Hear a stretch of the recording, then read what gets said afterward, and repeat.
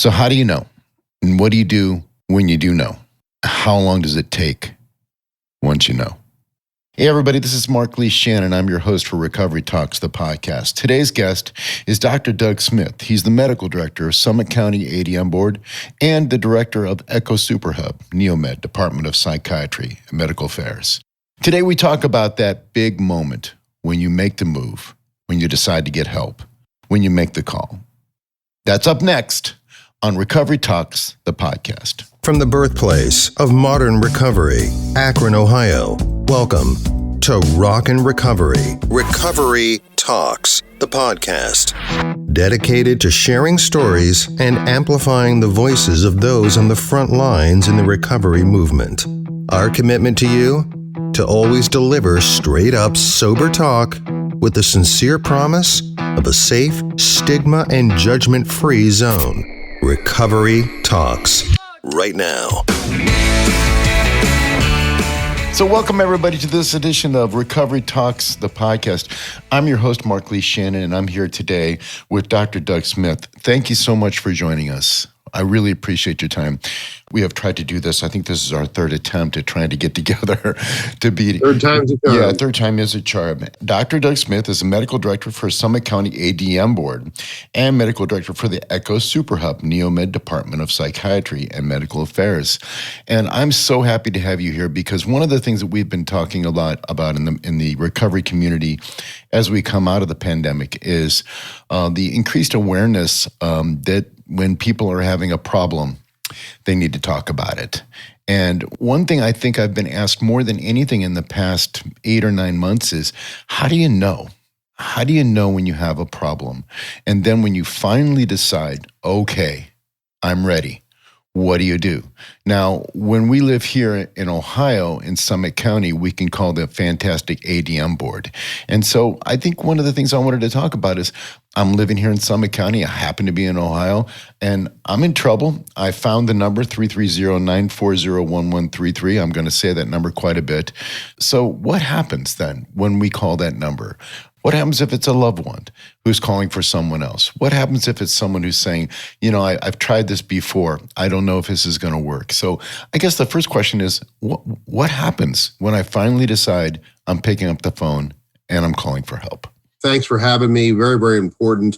I'll start with you alluded to a first question. So let me just talk to that for 1 second. I think in general, because we live in a society that stigmatizes mental health and addictive illnesses, we tend to try to think, oh, I hope it's not that, and we ignore early signs and symptoms. And so to that end, we may not pay as much attention to the fact that our sleep is not as good as it was, or our weight has gone up or down, not because we did something on purpose to achieve that. Our energy level is not quite what it used to be. We're not concentrating as well at work, school, and our relationships. And those are often the early signs. And I don't mean for a day or two. This is if it's been going on for, probably 2 weeks or more, where we start to think about maybe there's something going on. And, I'm very much against the whole stigma thing. I find it amazing. My example usually is, if you're walking down the hall and you see somebody you see a lot, maybe they're even a friend, and to say, oh, hey, how you doing? Most people are just like, okay, and they keep walking. But the truth is, if you know them well, if you had a bad head cold, you might say, wow, I've had this head cold for a few days, not feeling great. I'm not going to shake your hand today, even before COVID. I'm just not up to it. Or you might say, well, I've got diabetes and my sugar is a little bit out of control, so I'm a little off today, but I'll be all right. But the sad fact is that they won't say, well, I've really been kind of down the last 3 days, and I'm not sure why. And they won't do that. And it's amazing because we now know statistically that about 1 in 4 people, and it may actually be more common, it may be 1 in 3 during COVID, as we're looking at new numbers, but at least 1 in 4 people has a diagnosable mental illness sometime in their lifetime. That is way, way higher than many other illnesses that exist, including diabetes and some of these other illnesses. And yet somehow we ourselves often judge ourselves, oh, I don't want to talk about that.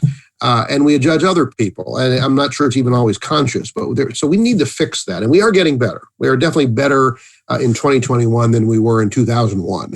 It takes decades of time to fix, to move, to realize that health is health. And it doesn't really matter. It's all biology in a lot of ways. And then, of course, experience and so forth, the nurture around us obviously adds to it. So that's just one piece. I think people, if they went in sooner, they would find out that most importantly, we are very good at treating mental illnesses nowadays. Depression, almost entirely, we can deal with those symptoms now very well. Psychotherapy and or medications or both. Similarly, even the one that gets the most negative stage time, schizophrenia, we are so far beyond where we were even when I was in training, and I'm not that old. We now will catch somebody in the first 18 months of a psychotic episode, assuming they or the family get past the stigma and come get help. So please come get help is the message. We are really good at treating schizophrenia. So we keep people in school, we keep people in their relationships, we keep people in their jobs, and they can go on to have a much more normal and perhaps completely normal life. With schizophrenia, which people just don't understand that how debilitating that can be. Oh, doctor, why do you think there's such a stigma attached to mental health? I mean, I'm a recovering alcoholic and addict. We haven't had much chance to talk, but I came through St. Thomas. I did the whole thing. I'm sober. I'm working on my 7th year, but it wasn't always. And Awesome. if you break your arm, you go to a doctor. Why is it such a stigma for people in our society? And now, is it something that's just an American thing? Is it different in the United States? But why is there such a stigma with mental health in the United States or in our country right now? I don't think it's only an American thing. I think it is better in some countries and worse in others. There are certainly some cultures where mental illness isn't spoken about. Now, they may take care of their own loved ones and hide them basically in their house and not talk to neighbors. It's sort of a dishonorable thing. So it can be worse than it is here. There are other countries, I think, with universal health care where they have realized that mental health and physical health go hand in hand. And so they may talk about it earlier in school and so forth. But I am a psychiatrist. I'll play psychiatrist for a second here.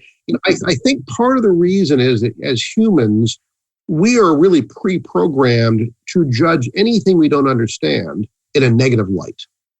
And unfortunately, I think that includes skin color. So if you're of light skin and you see somebody of darker skin or using current terms, yellow skin, what have you, we don't understand it if we didn't happen to grow up with friends of different color. And similarly, it's the other way around, by the way. So if I grow up with dark skin, and I've not been around a lot of white people, I don't understand them either. And so we tend to judge negatively, whether it's race. Now imagine the brain. The brain is interesting because if I talk to the audience now and say, let's talk about your left hand, suddenly you can think about your left hand. You were not until I just mentioned that. Almost nobody was on this podcast. And now you're paying attention to it and your brain can think about that. Am I feeling hot, cold, itching, pain, all those things in that hand? But imagine the brain trying to understand that it itself is ill. And that is part of the problem. We struggle with that, both trying to understand other people that are having illnesses of the brain, as well as ourselves in particular, if we have an illness of the brain. So I think, again, we're programmed to judge things we don't understand negatively. And we really have a hard time. Our brain does not do. If I say right now, think about your temporal lobe, you can't, right? I mean, you can't say, oh yeah, I'm noticing my temporal lobe, as opposed to any other organ of your body. You can't necessarily know the organ, but you can kind of get it. Oh, my abdomen feels okay, so all those organs are probably okay. My left hand feels okay. So I think there's an issue of understanding. It's just so difficult. So people with mental illness often, and go back to your original question, we often don't realize we might have a mental illness because the brain doesn't understand that it itself is having a problem. Now, we may get annoyed that we're not sleeping well. And that actually does bring people into care more commonly than almost any other symptom. Right. Fatigue or lack of sleep, people don't like that. And there's been more of that during COVID with the weirdness, the anxiety, the fear. Yep. And so people will come into their often a primary care doctor, family medicine, internal medicine, or healthy women. It's often their OBGYN is their primary care doctor. And we go in and we'll say, I'm not sleeping very well. I don't know what's going on. And the doctor he or she will walk through this with you. And maybe they'll find, what? Let's ask you a few other questions. And very straightforward questions, as I started with: appetite, energy levels, concentration. These are the big ones. The most serious of which is when you're thinking life's not worth living. or you're thinking of doing something, that also is stigmatized, right? Because we don't understand what life is. I say this to medical students at Neomed. If I ask them to write an essay about what is life, physicians ought to be able to do that better than anybody. They could probably write a very lengthy essay and never answer the question, right? How is an ant alive and we're alive and everything in between, or even start with an amoeba, right? A one-celled organism. And so if we don't understand what life is, how do we know what death is? And so we judge death by suicide even more harshly as a stigma, I think, which is sad, because those are the very people who need to come in now. I need help now, or my loved one, and I'll use loved one and family broadly. That could be anybody who's in your arena or your support system. How do I get the help? And I think that first hurdle is tough.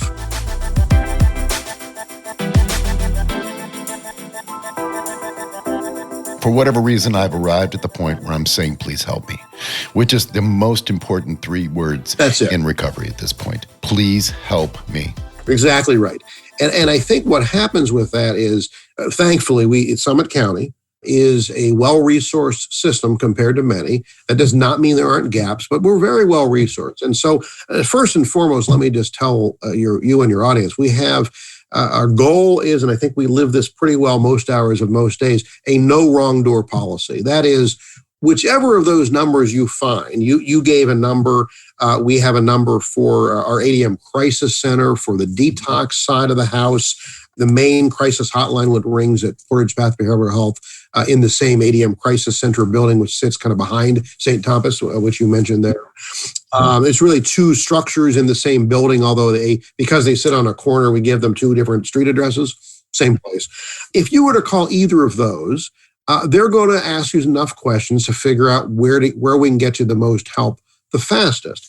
If it's truly an emergency, you can call 911.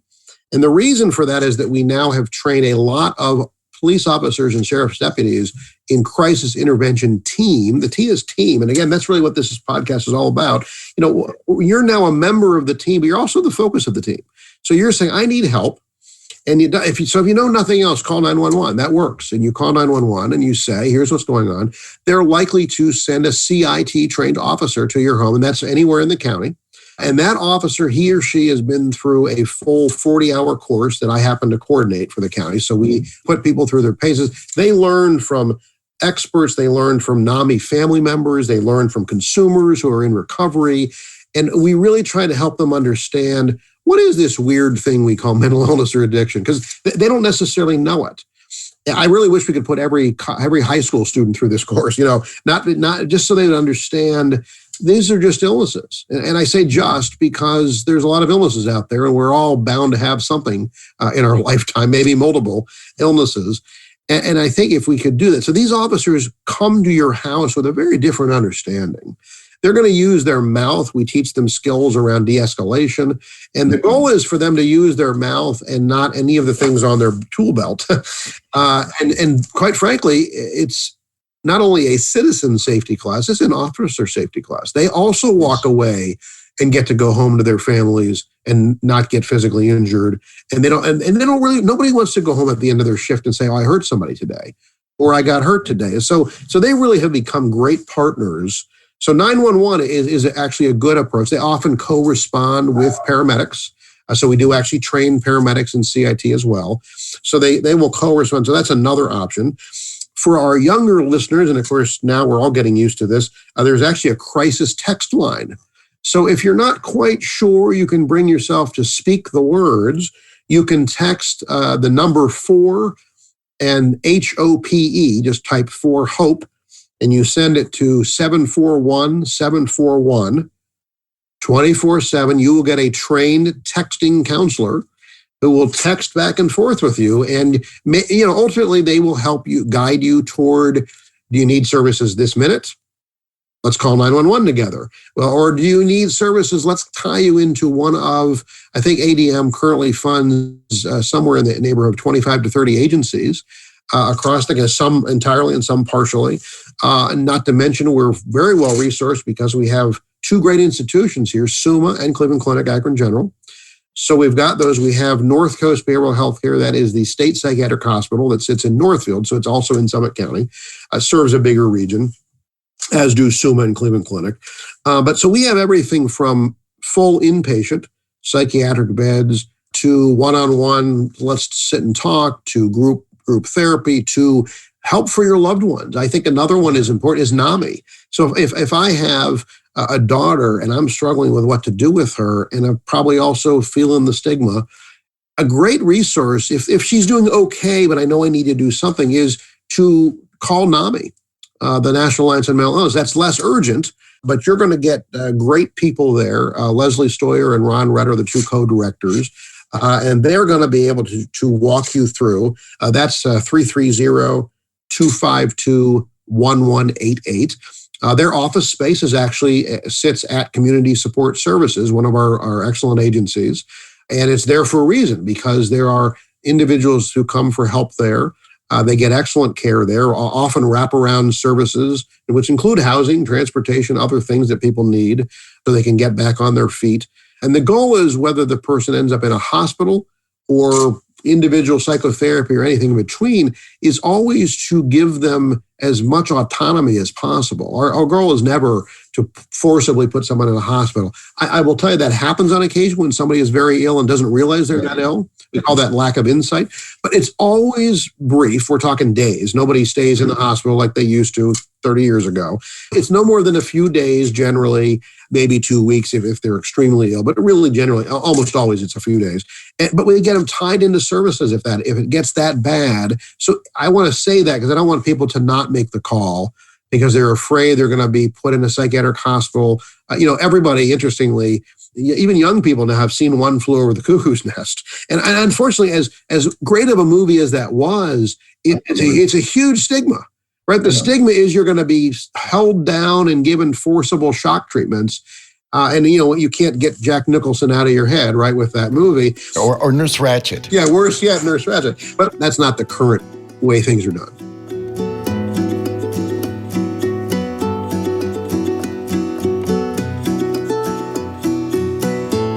So I get the courage to make the call. What happens to me? Who do I get on the line? What are the questions that they would ask me? Because I think that one of the things I get most from people who are obviously who are aware that I'm a 12-stepper, they'll say, Marc, I know you did this. I know this is working for you. I'm not sure if my daughter, I'm not sure, but I think I might.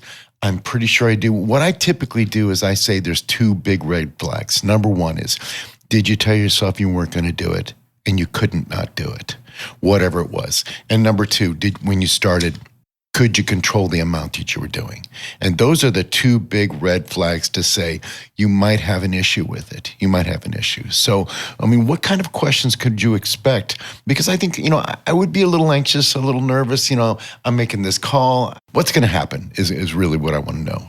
So whichever number you call, for example, if you even call the National Suicide Prevention Lifeline, just so you know, as the public knows, almost all of these numbers actually end up ringing in the ADM Crisis Center. So everything gets wrapped because they know the resources of the county. Wow. A number that exists in Washington, D.C. or wherever it is does not know. Power of electronics, it rings here. If you have a 330 phone number or a 234 phone number, area code, your numbers ring there. And similarly, the crisis text lines are kind of routed that way. Number one, you're going to get a trained, caring person. They are doing that job because they know how to talk to people. They don't have the stigma, and they're going to be caring and compassionate. They're going to be friendly about it. They're going to ask basic things oftentimes. Sir, tell me why you called today. And then if you're unable to say it all, they will ask you some basic questions. They're going to ask you, have you been using any substances? Alcohol, marijuana, medical marijuana now as well. Anything, right? They're going to get some sense of that. If you say yes, well, how much have you used, sir? You're going to get basic questions, so I have a general sense of how much, because really the first phone call is going to be about current risk. Right, basic discovery. Are you safe right now? If you're not safe right now, then they're going to be a little stronger about it and say, sir, I really think we need to have the ambulance come to your house, or we need to send police. How would you? They're going to try in the kind, gentle way. Well, how would you feel about that? Or if they're really resistant, well, who's in the house with you right now? Oh, your mother's there, or your husband's there, whoever's there.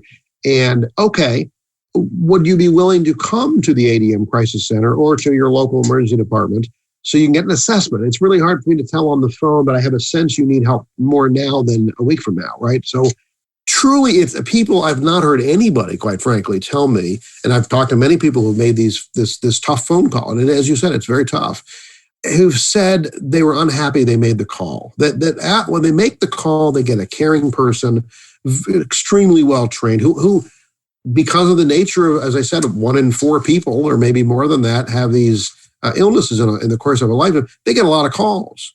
Right, that you're not the first call of the day, and you're not the last call of the day when you call. They're getting these calls, and they really want to help. That's why they do the job. What would happen if I'm not in Summit County? What would happen then? So it would ring at whatever other place, wherever the number gets routed. You're still going to get a trained professional wherever those. So the numbers ring places that exist for number one. So they've been set up so that it's going to hit a geographic region and get you help. And if, let's say for some reason you're sitting in Stark County, but not quite Summit, and it rings the crisis center, they're not going to turn you away. We don't turn, no, because there's a lot of stuff in Ohio that's kind of done by how the payment system is. That's really the American health system. But nobody turns anybody away, including if you showed up in the ER, you showed up at ADM Crisis Center, they're not going to turn you away if you're in crisis. That's never going to happen. So that is a good question, because I don't want people to think they're not going to get turned away.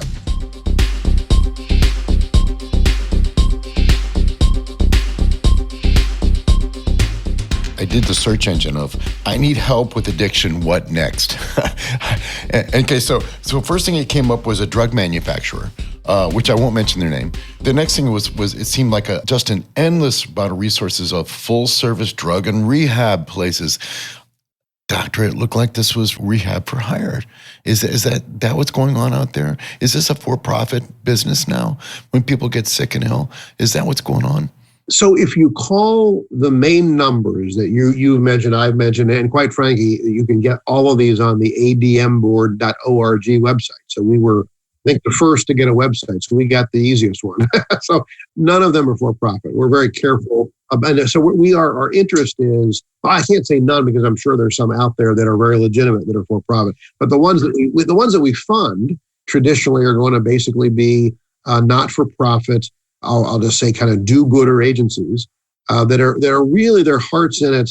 Their administrators' hearts are in it, top to bottom. They want to just help. And in fact, many of them hire individuals in recovery from any sort of drug addiction and or mental illness, or both, because there's a huge overlap with those two. Because again, they're brain illnesses. Both addiction and mental illness or brain disease. I'm really glad to hear you say that. I really am.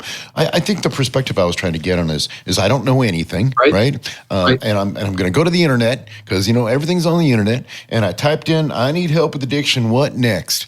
And I was just amazed at how many of these agencies came up. And that's why I'm talking to you, because I know that that's not the case with you guys. I know that.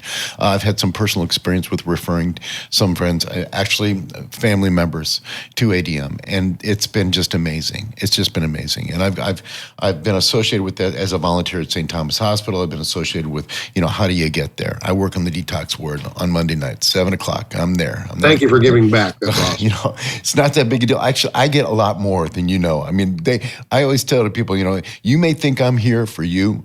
Trust me, I'm getting a lot out of this. I guess what I wanted to say is, one of the questions I get too is, how long does it take? Because, when you break an arm, you go, 6 weeks, and then you're going to be okay, Mark, and you'll take this off, and you'll be swinging that golf club. But with mental health and addiction, is it true to say there's really no cure, there's just treatment? I hear that a lot.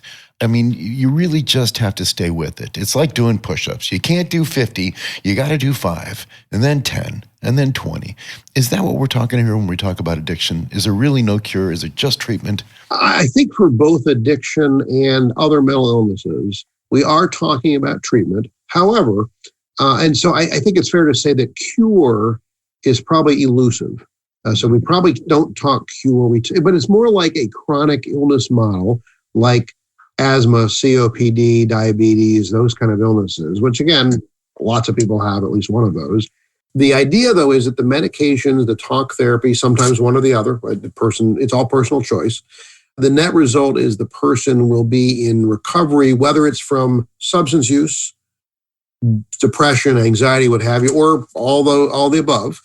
Quite frankly, when people are honest, it's in my family. It's, as you said, it's in your family. It's in everyone's family. Somewhere it's everywhere. Everyone we know has got it. Exactly. Everyone's got it. So the answer to the question is yes. So for example, I use depression as one example, and then we'll talk about opiate use disorder as another one. So for depression, we know the antidepressants, we have a lot of them. They're varying types. Now the newer ones in the recent few decades, or at least the last 2 decades, minimal side effects.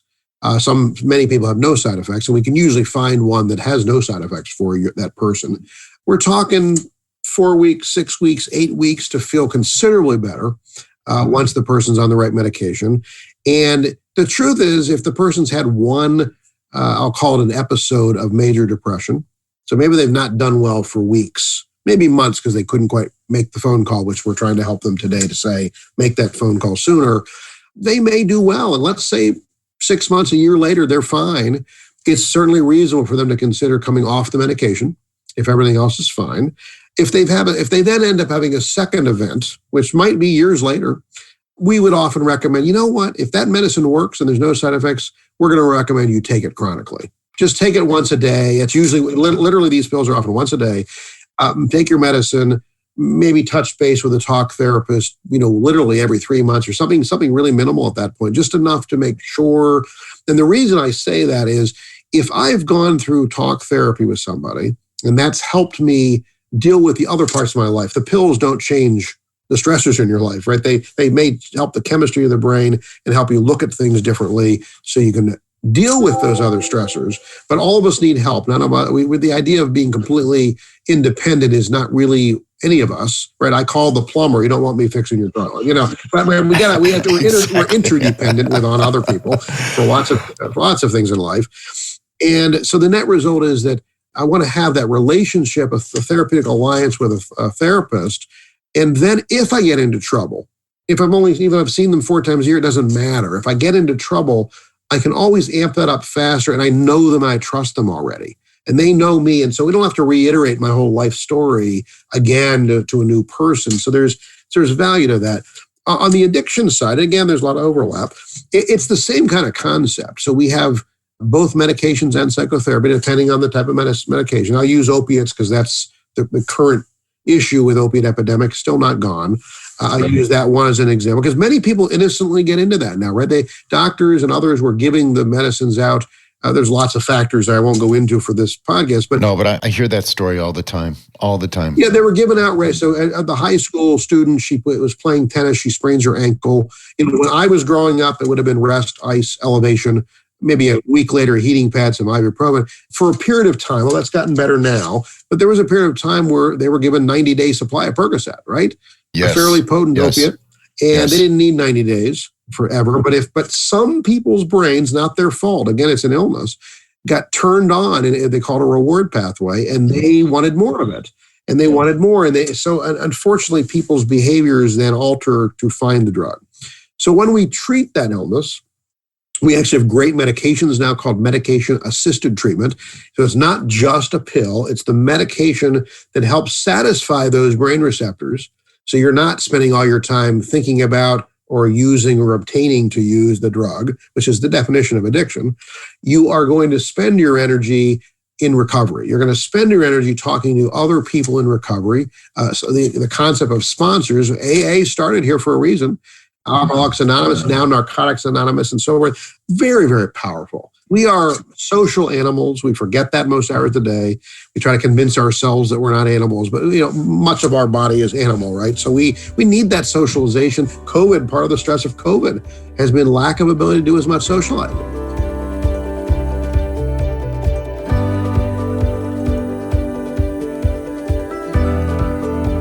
I think one of the most powerful things about my recovery is that I was encouraged to, through constantly attending 12-step meetings, to find a tribe of people that thought just like I did, and to feel part of something, a support group, whereas, we helped each other, and being helped and giving help was a huge factor in getting my brain to rewire to think, I'm not bad, I'm maybe just a little sick.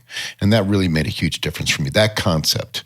And that was brought upon by a wonderful lady at Edwin Shaw. Her name was Patty Sleevey, and she was a rock star back in the day. But she made me believe, through the whole concept of, hey, look, your brain is not working right. And, it's the concept of post-acute withdrawal I was not aware of. I just kept thinking I was relapsing because I was a bad person and I was a weak person. I had no idea what was going on. Really no idea. And that's unfortunate because that is the stigma, right? The stigma is, oh, you're somehow weak or it's immoral or just pull yourself up in your bootstraps.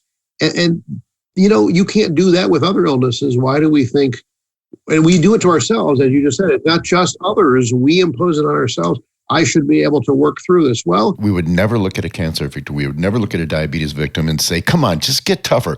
Go to the gym more. Can't you just, quit doing that cancer thing? Listen, I think that, we could probably talk for hours and hours, and I'd love you to come back and do another one with me if you could possibly. But as we go out, I want to ask you a question about where you think your profession is going and how we think we're approaching addiction and recovery and mental health and recovery. And I like to say this as an exercise. Let's say 2 years from now, we're looking back and, talking about the past 2 years. What do you think the most significant advances will be in the next couple of years as far as addiction and recovery and mental health services? What do you think is going to happen? So the biggest one, I think we will have continued to erode stigma. I think that is, if there's any positive that's come out of the opiate epidemic, it's that so many people have seen their loved ones touched by it. Yes. That they suddenly are like, oh, it's not what we thought of in the 70s, somebody, if you will, living in the gutter. That was kind of the mindset. And so I think that's one that is gradually but surely is eroding. So we're realizing it. And the second one is, and we're working on this even as we speak, is that we have learned now, and it will be certainly more and more every year that goes by, to treat all of this together. That we need integrated care. We need to treat the brain along with the body. So that is real. That's the future. The future is to be able to say healthcare, not mental health care or addiction healthcare or physical healthcare. The future is to be able to say healthcare, and then the stigma is then gone, right? Because now you can just say, I went to my doctor and I got treatment for this, that, and the other thing, and you don't have to think about it. By the way, we're all patients, right? I'm a patient. Yes, I'm a psychiatrist, but I see doctors. Of course I see doctors. Absolutely. So I find the concept of doctor, patient, or psychologist, patient, what have you.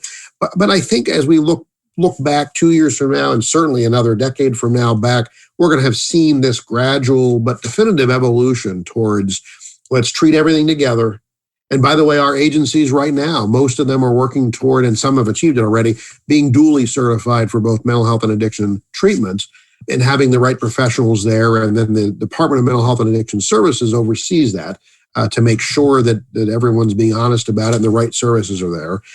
Which is a positive version of government. Let's make sure that we're doing what we say we're doing. And that's what ADM does. Although we fund things, we also look to make sure that the agencies are providing good care. And I can tell you that in Summit County, and I'm sure surrounding counties, I just don't know those as well, you're going to get great care. You're going to get coming full circle, a caring, compassionate voice on the phone or on your text. And you're going to be able to engage with somebody by text or by phone, and then find the services. And it doesn't really matter which of those numbers. I would recommend, however, since you mentioned the Google search, if you're looking for services, and you want to do it on the web, I would suggest going to www.admboard.org. And if you do that, you're going to find very readily services listed, addiction, mental health, family support, like NAMI and so forth. And that'll guide you to way more services than you'll need because you're going to find children, by the way, as well. Akron Children's, again, another wonderful place in Summit County. They have the Psychiatric Intake and Response Center. So it's basically a child adolescent emergency department that deals with mental health and addiction issues. And then some of our agencies also work to treat children and adolescents as well, like Child Guidance does, and Community Health Center Addiction Recovery. So thank you so much for your time today. We've been listening to Dr. Doug Smith, who's the medical director for Summit County ADM Board. I can't tell you how honored I am to have you here. And thank you so much for what you're doing for people like me who are in recovery to help erase that stigma, because one of the biggest obstacles we find when we get into recovery is that overwhelming sense that everybody knows everything about us before we've done on the work. And I think that's the most difficult part of the first few miles when you're in recovery, is overcoming that stigma of, you're a recovering alcoholic. Oh, I know how this is going to end. But you know what? People do recover. And right now I'm living proof. Today, I live in an airtight 24-hour compartment. I don't give a... But listen, let's thank you, everybody, for hanging with us for this edition of Recovery Talks. Why don't you stay tuned for more episodes and more guests as they share their journey from the darkness to light. And until then, stay standing and steady on. Thank you very much for coming with us.